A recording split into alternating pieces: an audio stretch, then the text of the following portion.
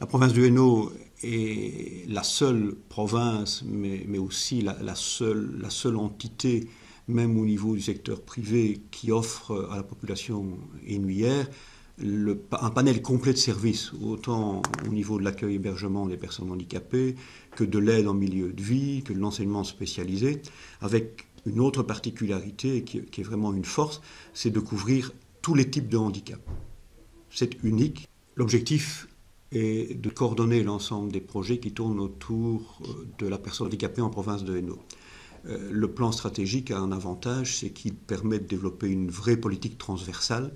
Il nous permet de travailler avec d'autres directions générales avec lesquelles on avait moins l'habitude de travailler, et ça nous permettra de gagner en cohésion, en cohérence. Un des points importants du plan stratégique, c'est de développer toute une série d'actions au niveau de la supracommunalité.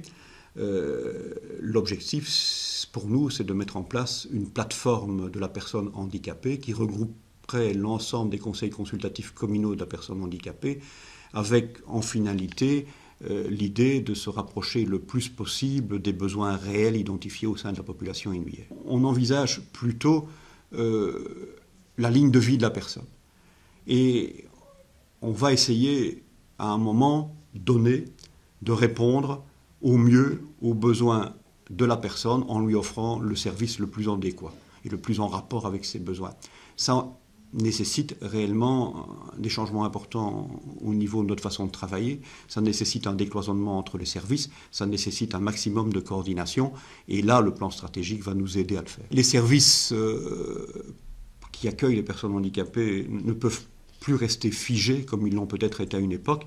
Ils doivent absolument évoluer, non seulement en fonction des besoins, en fonction de la politique transversale hainouillère en matière de personnes handicapées, mais également en lien avec les conventions internationales et toute la philosophie actuelle de prise en charge des personnes handicapées.